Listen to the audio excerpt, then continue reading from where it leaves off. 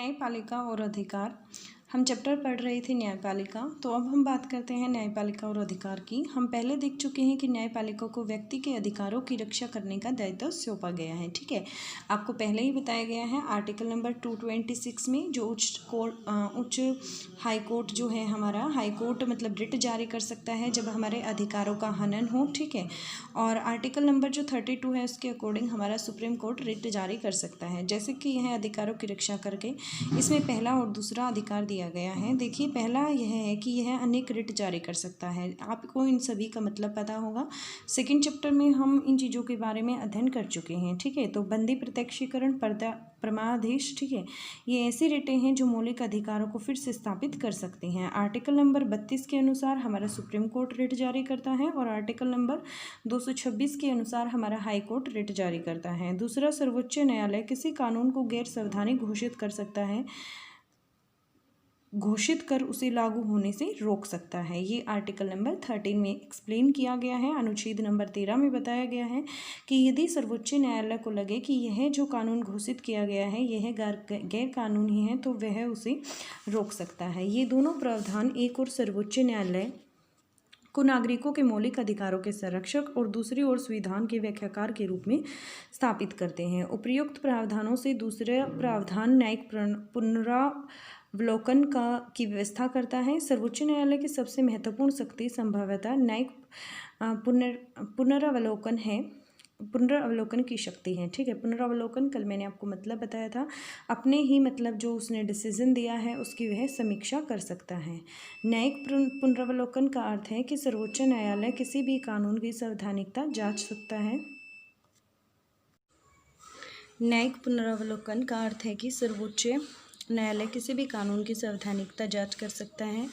यदि वह संविधान के प्रावधानों के विपरीत हो तो न्यायालय उसे गैर संवैधानिक घोषित कर सकता है।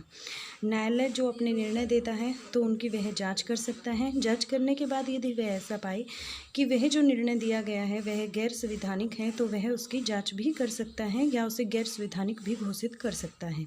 संविधान में कहीं भी न्यायिक पुनरावलोकन शब्द का प्रयोग नहीं किया गया है, लेकिन भारत में संविधान लिखित है और इसमें दर्ज है कि मूल अधिकारों के विपरीत होने पर सर्वोच्च न्यायालय किसी भी कानून को निरस्त कर सकता है। देखिए, जो ये एग्जैक्ट शब्द दे रखा है न्यायिक पुनरावलोकन, इसका कहीं भी संविधान में लिखित में डिस्कशन नहीं है कॉन्स्टिट्यूशन के अंदर, लेकिन फिर भी मतलब संविधान में यह लिखित है कि यदि मूल अधिकारों के विपरीत होने पर सर्वोच्च न्यायालय किसी भी कानून को निरस्त कर सकता है, रद्द कर सकता है। इन तथ्यों के कारण भारत के संविधान में न्यायिक पुनरावलोकन शब्द का प्रयोग न होने पर यह शक्ति सर्वोच्च न्यायालय को प्राप्त है। इसके अलावा हमने सर्वोच्च न्यायालय के क्षेत्राधिकार का अध्ययन करते समय संघीय संबंधों के मामले में सर्वोच्च न्यायालय अपनी न्यायिक पुनरावलोकन की शक्ति का प्रयोग कर सकता है। यदि संघ से संबंधित कोई भी मामला आता है तो उस संबंध में सर्वोच्च न्यायालय अपनी न्यायिक पुनरावलोकन शक्ति का प्रयोग कर सकता है। ऐसा करके वह किसी भी कानून को संविधान में निहित शक्ति के बंटवारे की योजना के विरुद्ध होने से रोकता है। मान लीजिए कि यदि केंद्र सरकार कोई कानून बनाए और कुछ राज्यों को ऐसा लगे कि इस कानून का विषय तो राज्य सूची में है, तब वे सर्वोच्च न्यायालय जा सकते हैं। देखिए, यदि केंद्र सरकार ने कोई कानून बनाया है किसी मुद्दे पर, तो उस स्थिति में ऐसा होता है कि यदि राज्यों को ऐसा लगे कि यह कानून जो है वह राज्य सूची का विषय है, तो वह सर्वोच्च न्यायालय में जा सकता है। यदि न्यायालय उनसे सहमत हो तो वह उस कानून को असंवैधानिक भी घोषित कर सकता है। इस प्रकार सर्वोच्च न्यायालय न्यायिक पुनरावलोकन की शक्ति से ऐसे किसी भी कानून का परीक्षण कर सकता है जो मौलिक अधिकारों का उल्लंघन करता हो या संविधान में शक्ति विभाजन योजना के प्रतिकूल हो।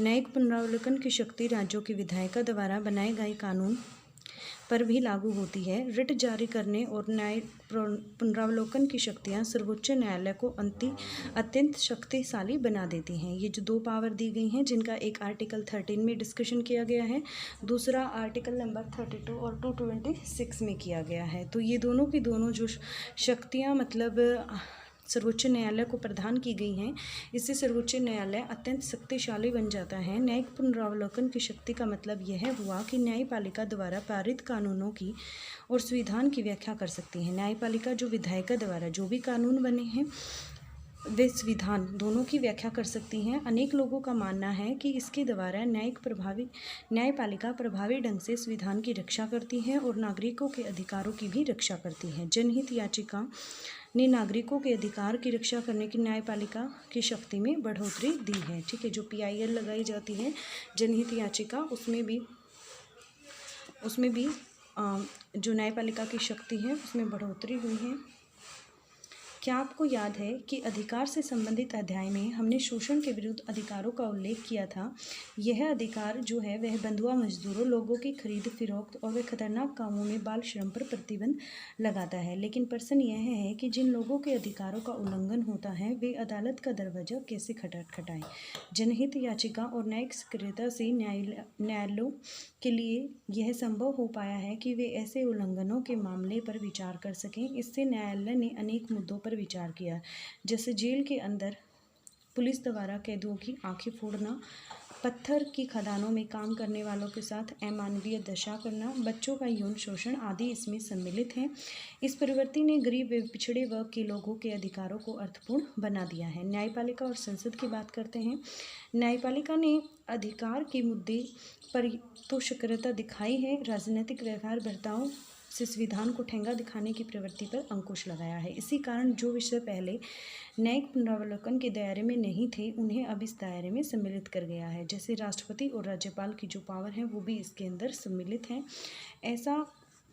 ऐसे और भी अनेक उदाहरण हैं जिसमें सर्वोच्च न्यायालय ने न्याय की स्थापना के लिए कार्यपालिका की संस्थाओं को निर्देश दिए हैं। जैसे उसने हवाला मामले, नरसिंह राव मामले और पेट्रोल पंपों के अवैध आवंटन जैसे अनेक मामलों में CBI को निर्देश दिया है कि वह भ्रष्ट राजनेताओं और नौकरशाहों के विरुद्ध जांच करें। आपने इनमें से कुछ के बारे में सुना होगा। इनमें से कई उदाहरण न्यायिक सक्रियता के परिणाम हैं। भारतीय संविधान शक्ति के सीमित बंटवारे, अवरोध तथा संतुलन एक सुदूर सिद्धांत पर आधारित है। इसका मतलब यह है कि सरकार के प्रत्येक अंग का एक स्पष्ट कार्य क्षेत्र है। सरकार के 3 अंग बनाए गए हैं, तीनों का क्या है, एक स्पष्ट कार्य क्षेत्र है। संसद जो है कानून बनाने और संविधान का संशोधन करने में सर्वोच्च है। संसद का काम क्या है, कानून बनाना और संविधान में संशोधन करना। ये जब आपने कार्यपालिका जो आपका अध्याय है उसमें अध्ययन किया था कि संसद का फंक्शन क्या है, मुख्य रूप से संसद का जो फंक्शन है वह कानून बनाना है और कार्यपालिका उन्हें लागू करती है। न्यायपालिका विवादों को सुलझाती है। यह सुनिश्चित करने में सर्वोच्च है कि क्या बनाए गए कानून संविधान के अनुकूल हैं। देखिए, न्यायपालिका का काम क्या है, विवादों को सुलझाना और वह सुनिश्चित करना। ठीक है, क्या बनाए गए कानून संविधान के अनुकूल हैं। इस स्पष्ट कार्य विभाजन के बावजूद संसद और न्यायपालिका तथा कार्यपालिका और न्यायपालिका के बीच टकराव भारतीय राजनीति की विशेषता रही है। हमने संपत्ति के अधिकार और संसद की संविधान को संशोधित करने की शक्ति के संबंध में संसद और न्यायपालिका के बीच टकराव हुआ इसका उल्लेख किया है। आइए इसे एक बार फिर दोहरा लेते हैं। संविधान लागू होने के तुरंत बाद संपत्ति के अधिकार पर रोक लगाने की संसद की शक्ति पर विवाद खड़ा हो गया था। जो हमारा संपत्ति का अधिकार है वो 300A आर्टिकल में इंक्लूड किया गया है। ठीक है, यह पहले हमारे फंडामेंटल राइट्स में था। तो जब संविधान लागू हुआ था उसी के जो तुरंत बाद संसद ने यह फैसला लिया था, लेकिन इस पर विवाद खड़ा हो गया था। संसद संपत्ति रखने के अधिकार पर कुछ प्रतिबंध लगाना चाहती थी जिससे भूमि सुधारों को लागू किया जा सके। न्यायालय ने निर्णय दिया कि संसद मौलिक अधिकारों को सीमित नहीं कर सकती है। देखिए, न्यायालय का निर्णय यह था कि संसद जो है वह मौलिक अधिकारों को सीमित नहीं कर सकती है। संसद ने तब संविधान को संशोधित करने का प्रयास किया, लेकिन न्यायालय ने कहा कि संविधान के संशोधन द्वारा मौलिक अधिकारों को सीमित नहीं किया जा सकता और संसद और न्यायपालिका के बीच विवाद के केंद्र में निम्नलिखित मुद्दे आए।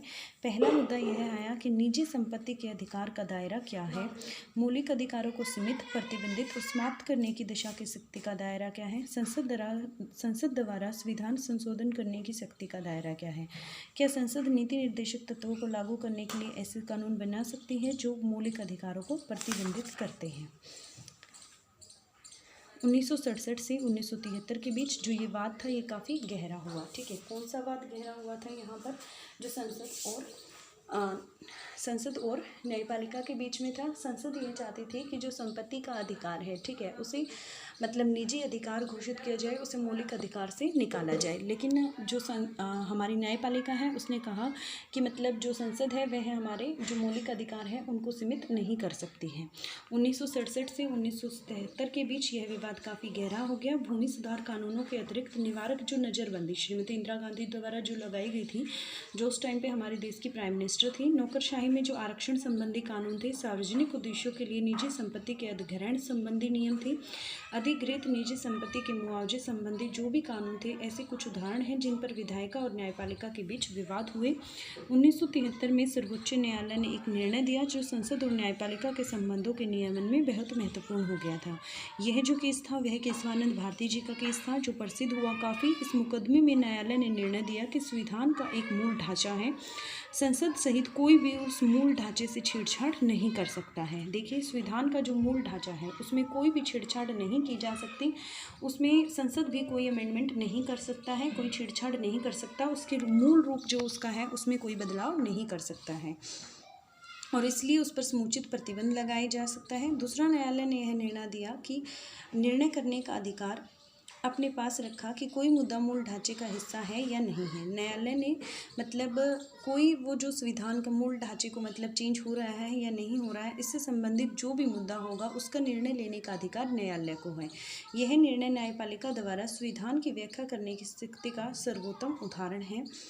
इस निर्णय ने विधायिका और न्यायपालिका के बीच के विवादों की प्रकृति ही बदल दी थी। जैसा कि हम पढ़ चुके हैं पहले ही कि संपत्ति के अधिकार को मौलिक अधिकारों की सूची से 1979 में हटा दिया गया था। देखिए, जो संपत्ति का अधिकार है वह हमारा फंडामेंटल राइट्स में इंक्लूड था, बट उसे हटा दिया गया और उसे एक निजी अधिकार में बदल दिया गया, उसकी प्रकृति को बदल दिया गया। फिर भी इन दोनों के बीच विवादों के कुछ बिंदु बचे हुए हैं। देखिए, जो क्लियर कर दिया गया 2 पॉइंट से कि न्यायपालिका को ये अधिकार है, और जो केशवानंद भारती जो केस आया था उसमें भी ये चीज़ क्लियर कर दी गई थी कि जो संविधान का मूल रूप है, संविधान का जो ढांचा है, उसमें संसद भी कोई संशोधन नहीं कर सकती है। ठीक है, उसके बावजूद भी मतलब इनमें कुछ बिंदुओं को लेकर विवाद होते हैं, जैसा कि न्यायपालिका और विधायिका की कार्यवाही का नियमन, उसमें हस्तक्षेप का उसे नियंत्रित कर सकती है। संसदीय व्यवस्था में संसद को अपना संचालन खुद करने तथा अपने सदस्यों का व्यवहार नियंत्रित करने की शक्ति है। संसदीय व्यवस्था में विधायिका को विशेष अधिकारों के हनन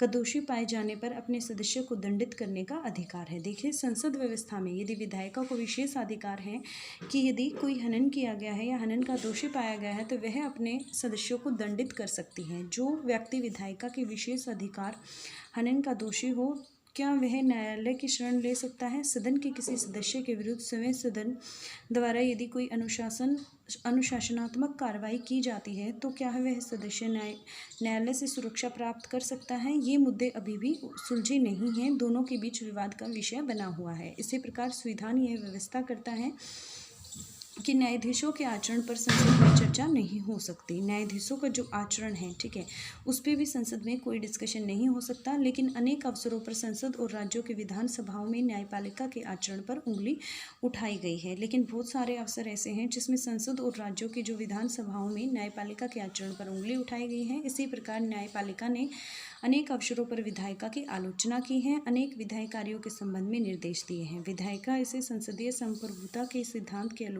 उल्लंघन के रूप में देखती हैं। इन मुद्दों से यह स्पष्ट होता है कि सरकार के किन्हीं 2 अंगों के बीच संतुलन कितना संवेदनशील है। ठीक है, 2 अंगों की कौन सी बात की गई है?